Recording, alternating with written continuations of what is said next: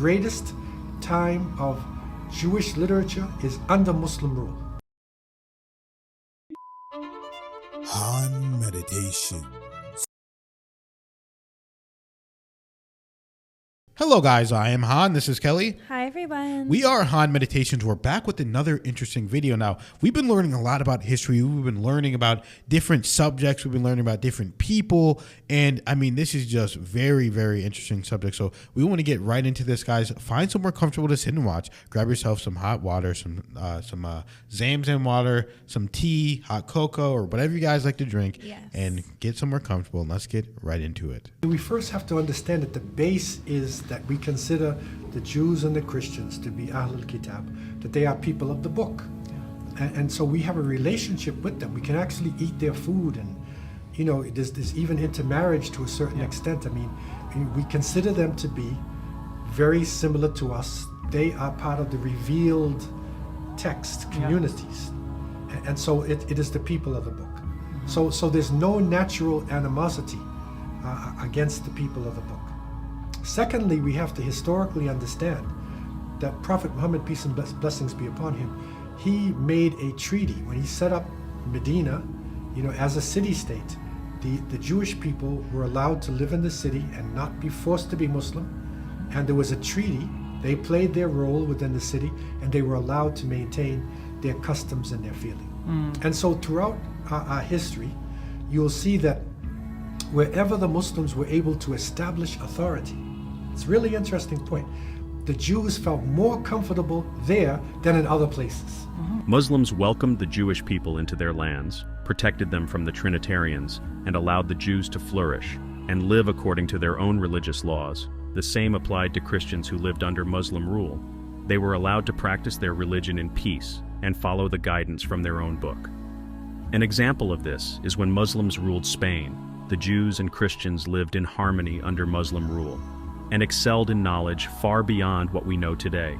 Since the powers today are corrupt, they will never let humanity excel in ways that will not benefit them. The knowledge that was achieved through Muslim leadership was such a threat that they threw all the books of knowledge into the waters, which is said to have turned black from all the ink.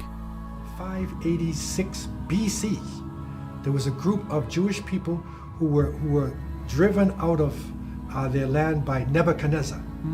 Right, so this is the Assyrians, you know, with Babylonians who came in. And so the Jews migrated to Spain in 586 BC. And they established themselves and continued their generations. They lived in parts of North Africa too. And so when the Muslims came into that region, they found that Jewish people were being oppressed by the Visigoths, by the extreme Trinitarian Christians. So Christians who believed in one God and Jews who believed in one God were oppressed. So the Muslims took over the territory. And it's said that when Tariq ibn Ziyad, rahimahullah, in 711 came across that, you know, it was the areas controlled by the Jews, and every city had a fortress, they would open up the gates and they would tell the other people, let them in, because we know them, right? And so they literally thrived in Al-Andalus. And historians agree, even Jewish historians, that the greatest time of Jewish literature is under Muslim rule. Wow.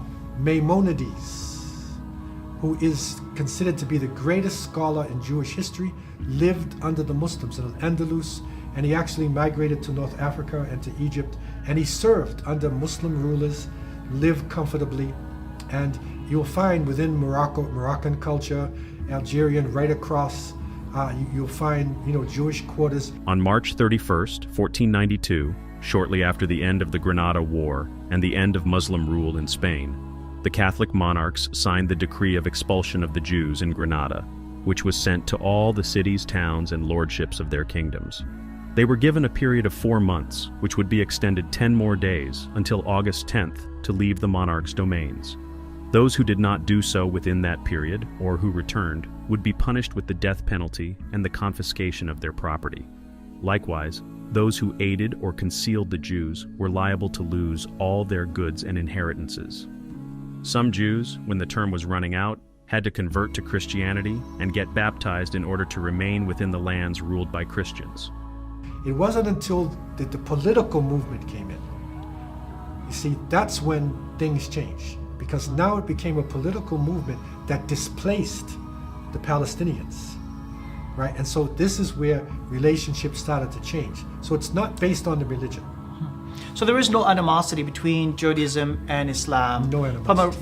From a religious perspective. That's right. There's no animosity at all. In the 1950s, Morocco's Jewish population was about 250,000 to 350,000, but due to the migration of Moroccan Jews to Palestine and other nations, including Operation Yachin, which took place between 1961 to 1964, this number has been reduced to approximately 2,250. The vast majority of Moroccan Jews now live in Palestine. We can see today that the favors we Muslims had upon them is not returned. Instead, they have taken our favors and support and decided to respond with injustice against us. It is important for us to understand the history of the world and look into the events of the past in order to understand the events that are taking place in the world today. Wow, that was an interesting video. And the reason why I like that video is because people don't understand, and they don't understand enough whenever Muslims say people of the book. Now, what that means is they believe that there's shared knowledge, shared commonality in these texts. Whenever you look at the Bible, whenever you look at the Quran, whenever you look at the Torah, there's commonality in these three religions. And people need to look at that and realize we are not that different. So whenever I see a Muslim, whenever I see a Christian, whenever I see a Jewish person, I think that we are worshiping, and I know we're worshiping the same God. There's just different variables that go into it. So, for instance, the Jewish people don't believe that Jesus is the Messiah. Muslim people do believe it. Christians believe it. Jewish people, but Christians believe that Jesus is God. Muslims don't believe he's God. They believe he's a prophet. So there's just small different variables that they disagree upon, but the God aspect is the same throughout all these different religions. And people need to think about that more and realize and be nice to one another and stop thinking about it in this you versus me mentality and start thinking about it like there's one God. We're worshiping the same God. So let's all just be nice, come together and find commonality instead of finding what we disagree upon. Yeah, 100%. I'm really just enjoying that we're learning more about history, and sometimes history is one thing where it's a little bit hard for me to follow along. Like I have to really concentrate on the step-by-steps and the facts, but it's really interesting what he said. I really had no idea about this particular bit of history, and he was basically saying that many Jewish people had migrated to Spain, and they end up being oppressed by Christian extremists, essentially. So Muslims came and took over and made the situation better, it sounds like, in this area in Morocco. And he said that at the time, not that long ago, he said, I believe like the 60s, there was 250,000 Jewish people in Morocco, and now down to basically, I think he said like 2,500. Yeah. Yep. Because they have all moved to Palestine. And so I believe, if I'm following along correctly, is that basically the Muslim people came and helped out, and now, you know, when they were being oppressed, helped make the situation better, and now they're all leaving and going to Palestine, and, you know, that's a whole situation. So if I follow that correctly, so there's a lot to the whole thing with Palestine. You really do have to do your research. There's a lot of history. There's a lot of background. There's a lot of nuances to it. It's not a black and white thing. I know a lot of things happen in the recent, very, very recent history, past couple of years, and that's maybe all people know, but we really have to know the full story. It really is important. Yeah, guys, and that's what we're doing on this channel. That's why it's so important you share the video, like, subscribe, so people can see this kind of stuff, because we're not just trying to cover, like, we like the funny stuff, we like all kind of content, but we like to get into the actual, like, reasons why this stuff happens, and that's what's interesting to us. So thank you guys for watching the video. Thank you for liking, subscribing, commenting. We're close to 100K. Thank you for your subscription, guys. It's all you need to do. But thank you to everybody that donates to the channel, even if it's a penny, guys. Every single cent counts. We appreciate you guys more than you ever realize. We need it more than you realize. We love you guys. We'll see you in the next video.